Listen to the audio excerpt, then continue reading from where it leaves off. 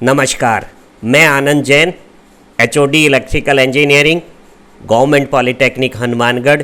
आज हमारे विषय E303 एस्टिमेटिंग कॉस्टिंग की एक नई वीडियो में चर्चा करेंगे इंटरनल वायरिंग डिज़ाइन की। आज हम जानेंगे डिफरेंट टाइप ऑफ वायरिंग और एक प्लानिंग करेंगे घर में वायरिंग की और मटेरियल एस्टिमेशन करेंगे। तो शुरू करते हैं आज की वीडियो। हमारे वायरिंग एस्टिमेशन के प्रोसेस की एक समरी बनाते हैं। सबसे पहले हम वायरिंग का जो लेआउट है वो प्लान करेंगे और उसके लिए हमें जो बिल्डिंग का जो इंटीरियर प्लान है वो सुटेबल स्केल पे अवेलेबल होगा। तो हम सारे इलेक्ट्रिक पॉइंट्स की पोजीशंस निकालेंगे, स्विच बोर्ड की पोजीशंस निकालेंगे, मेन बोर्ड और मीटर बोर्ड कहाँ लगेगा, मेन बोर्ड के पास हम कोई सेंट्रल लोकेशन में डिस्ट्रीब्यूशन बोर्ड लगा देंगे और उन सब के जो स्टैंडर्ड अभी हमने सिंबल्स पढ़े हैं उन सिंबल से ड्राइंग में उनकी मार्किंग कर देंगे। और अब हम बात करेंगे कि हमारा जो टोटल कनेक्टेड लोड है वो कितना आ रहा है और उस कनेक्टेड लोड के हिसाब से हम अपने मेन स्विच की साइज़ निकाल लेंगे। जैसे हमने पहले बात की है कि जो मेन स्विच का साइज़ है वो थोड़ा हायर साइड में लेना चाहिए ताकि जो फ्यूचर की जो ग्रोथ होने वाली है उसको होने के बावजूद भी हमें मेन स्विच बदलना ना पड़े। जो सर्विस केबल है और मेन स्विच है उनके एक साइज़ बड़े लेने चाहिए और जो स्टैंडर्ड साइज़ हमारे मेन स्विच के अवेलेबल हैं वो सिंगल फेज़ डीपी में 250 वोल्ट के फॉर्म में या 3 फेज़ के टीपी में 415 वोल्ट की रेटिंग्स में 40 एम्पियर या 63 एम्पियर के रूप में अवेलेबल हैं। और अगर आपका कनेक्टेड लोड ज़्यादा है तो आपको moulded case circuit breakers use करने चाहिए। और ये जो MCCBs हैं ये ट्रिपल पोल में 100 एम्पियर, 200 एम्पियर, 300 एम्पियर, 500 एम्पियर में अवेलेबल हैं और इनकी जो रेटिंग्स है वो 415 वोल्ट होती हैं। अक्सर इन इंस्ट्रूमेंट पे 600 वोल्ट लिखा हुआ होता है लेकिन हमारी स्टैंडर्ड ऑपरेटिंग वोल्टेज 415 वोल्ट ही है और ज़्यादा वोल्टेज का इक्विपमेंट भी कम वोल्टेज पे आराम से काम कर लेगा। फिर हमें घर में जो प्लानिंग करनी है कि कितने सर्किट्स करने हैं, जैसे हमने कभी चर्चा की है कि 800 वोल्ट की लिमिट या 10 पॉइंट्स की लिमिट के हिसाब से हम सर्किट्स बनाएंगे ताकि एक फॉल्टी पार्ट हेल्दी पार्ट से डिस्क्रिमिनेट किया जा सके। और अब हमें उस सर्किट के हिसाब से MCB की नंबर्स मालूम हो जाएंगे, MCB बॉक्स पता लग जाएगा। उसके बाद हम कंड्यूट की लेंथ कैलकुलेट कर सकते हैं। कंड्यूट की लेंथ कैलकुलेट करते समय हम हॉरिजॉन्टल डायरेक्शन में छत में कितना कंड्यूट लगेगा, फ्लोर में कितना कंड्यूट लगेगा और वर्टिकल कितना कंड्यूट लगेगा, ये सब हम कैलकुलेशंस 3 फेज़ में कर लेंगे। उसके बाद हम फेज़ वायर जो हमारे हैं या न्यूट्रल वायर है वो 2 तरह से कैलकुलेट करेंगे। जो सर्किट के वायर्स हैं वो अलग साइज़ के हैं। पावर सर्किट का 2.5 स्क्वायर mm हो सकता है और जो लाइट सर्किट है वो 1.5 स्क्वायर mm का कॉपर वायर है और जो पॉइंट वायरिंग है या अर्थ की वायरिंग है वो 1 स्क्वायर mm के साइज़ की है। तो सबकी अलग अलग कैलकुलेशंस कर लेंगे। और कुछ हमें अर्थ वायर ऐसा भी चाहिएगा जो बेयर या नेक्ड होता है और अर्थिंग के लिए यूज़ होता है। अगली वीडियो में हम अर्थिंग के बारे में भी जानेंगे तो उसकी भी कैलकुलेशन करनी है और उसकी लेंथ को कॉरस्पॉन्डिंग वेट में कन्वर्ट कर लेना है। और हमें मटेरियल की एक टेबल बनानी है।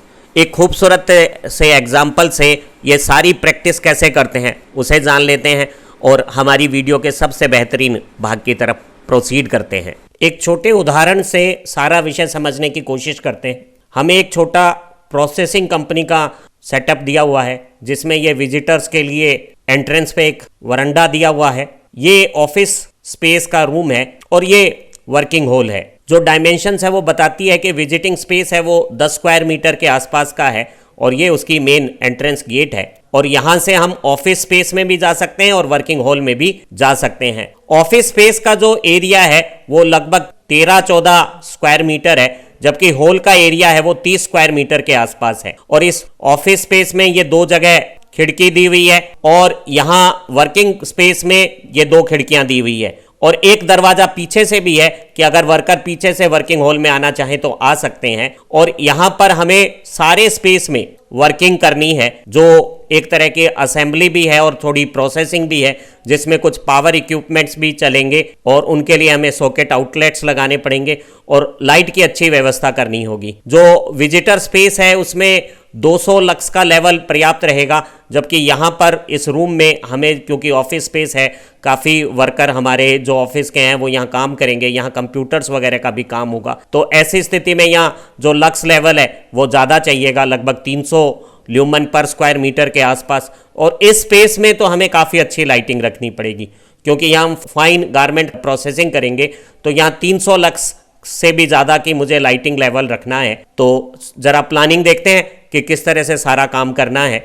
सबसे पहले एनर्जी मीटर की पोजीशन प्लान हो गई और हमारा डिस्ट्रीब्यूशन बोर्ड उसके बिल्कुल पास डिज़ाइन हो गया। ये जो लाइटिंग का डिस्ट्रीब्यूशन बोर्ड है उसकी स्टैंडर्ड सिंबल्स हो गया। अब यहाँ कितनी एमसीबी लगेगी, कितने सर्किट्स हैं, उसकी कैलकुलेशंस अभी कर लेंगे। और पहले बात करते हैं कि अलग अलग जगह पे स्विच बोर्ड्स कहाँ लगाने होंगे। तो आप देखिए कि ये मेन एंट्रेंस के पास यहाँ एक स्विच बोर्ड लगा देते हैं इस वरंडा सेक्शन के लिए। ऑफिस स्पेस के लिए 2 स्विच बोर्ड लगाए गए, एक ये जनरल लाइटिंग और फैन सर्कुलेशंस के कंट्रोल के लिए है और एक कुछ ऑफिस के इक्विपमेंट्स हैं उनके कंट्रोल के लिए एक स्विच बोर्ड हमने यहाँ लगाया है। ये जो मेरा वर्क प्लेस है इसमें ज़्यादा स्विच बोर्ड लगेंगे। इस गेट की एंट्री पे लाइटिंग के लिए ये हो गया, वर्किंग मशीन्स के लिए 2 स्विच बोर्ड्स ये हो गए, एक ये दूसरे डोर के पास एक स्विच बोर्ड जनरल लाइटिंग और दूसरी चीज़ों के कंट्रोल के लिए हो गया है। और ये भी एक ऐसा स्विच बोर्ड है जिसमें हमारी मशीनें वगैरह लगी हुई होगी। अब ज़रा बात करते हैं पॉइंट्स की। तो हमने सभी स्पेस में लगभग 100 स्क्वायर मीटर में एक सीलिंग फैन चाहिए। तो आप देखिएगा कि इसमें एक सीलिंग फैन से काम चल जाएगा। यहाँ एक सीलिंग फैन थोड़ा कम है, लेकिन अब क्योंकि 2 लगने की व्यवस्था नहीं है इसलिए एक सीलिंग फैन से काम चल जाएगा।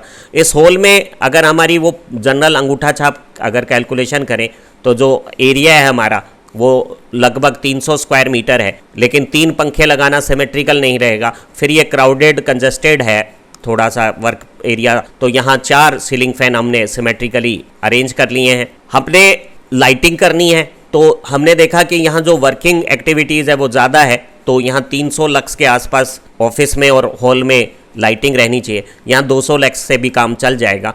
तो हमने पसंद किया वर्क प्लेस में हॉल में सीलिंग ट्यूबलाइट्स के बारे में, जिन्हें हमने यहाँ जो छत में कंड्यूटिंग हो रही है उसी समय यहाँ इनके लिए जंक्शन बॉक्स रख लेने हैं और उनके पास सीलिंग रोज लगा के इन्हें माउंट कर लेना है। कुछ हमने ब्रैकेट्स लैंप्स यूज़ करने हैं जो लंबी जो डायमेंशंस है, क्योंकि ये स्क्वायर है तो लंबी डायमेंशंस पे लगाना चाहिए, लेकिन हमने यहाँ दोनों तरफ ये कर दिए हैं लाइटिंग्स वगैरह का। ये हमारा क्योंकि मूवमेंट एरिया है, यहाँ ज़्यादा एक्टिविटी नहीं है, इसलिए हमने लाइटिंग की डिज़ाइन करनी नहीं है। बाकी सब जगह हमने दीवारों के आसपास ये जो ब्रैकेट लाइट्स हैं उनका उपयोग कर लिया है। इस रूम में हमने एक ट्यूबलाइट और 2 ब्रैकेट लाइट लगा ली है और यहाँ एक ट्यूबलाइट और एक ब्रैकेट लाइट से ही काम चल जाएगा। अब कुछ जगह हमें हर स्विच बोर्ड में कितने स्विच और सॉकेट्स होंगे, तो एक सॉकेट यहाँ इस स्विच बोर्ड के साथ है ही, और इसने ये 3 तो ये लाइट और एक ये चौथा इस सॉकेट को करना है, तो यहाँ 4 स्विच और एक सॉकेट इस बॉक्स में होंगे।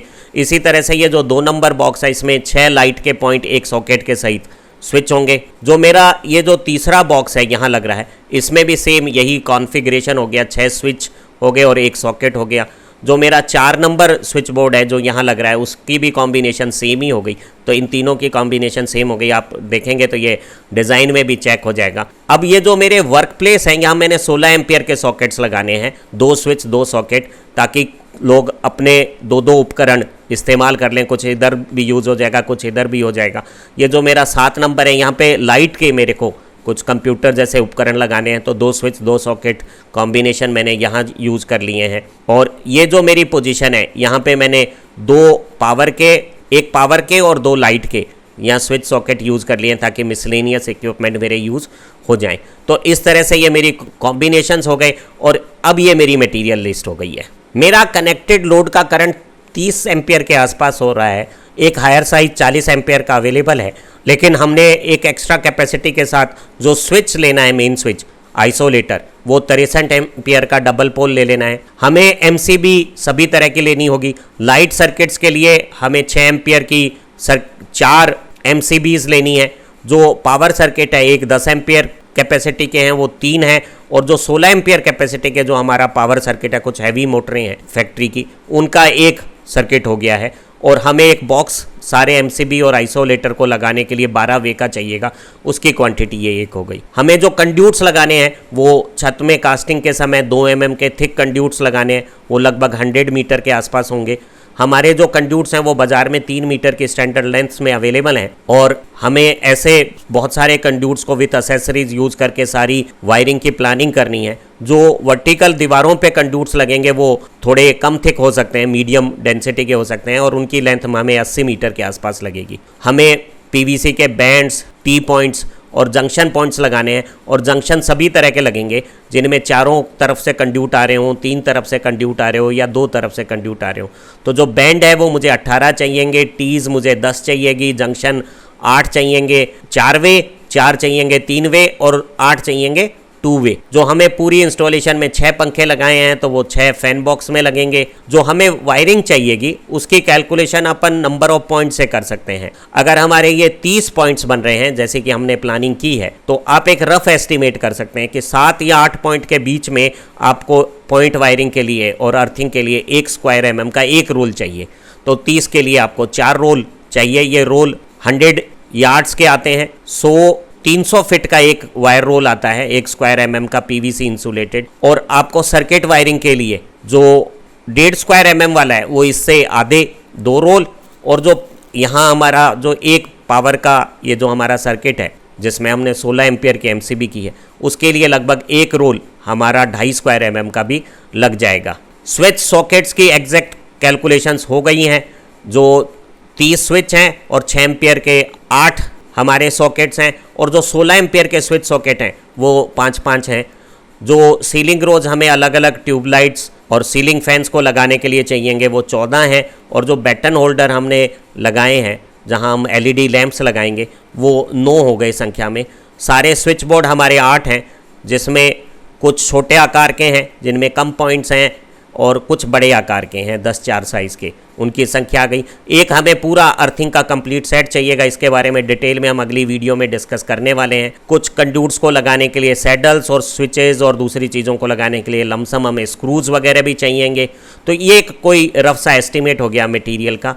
कुछ हम और आज यहाँ डिस्क्रिप्शन में आपके लिए प्लान छोड़ देंगे, और अपनी तरफ से बिल्कुल इसी तरह से सारी डिज़ाइन करके और एक रफ सा एस्टिमेट कैलकुलेशंस का करना सीखिएगा। थोड़ा प्रैक्टिस करेंगे तो विषय पे आपकी कमांड अच्छी बनेगी। थोड़ी वीडियो लंबी हो गई है, लेकिन मुझे लगता है कि आज आपको हमारा विषय समझने में थोड़ी सहूलियत होगी और मन भी करेगा कि थोड़ी प्रैक्टिस करें, और प्रैक्टिस करने से आपकी एग्ज़ाम की पकड़ भी अच्छी हो जाएगी, और लाइफ में भी अगर इस तरह के काम करने होंगे तो आपको तकलीफ़ नहीं होगी। Happy learning.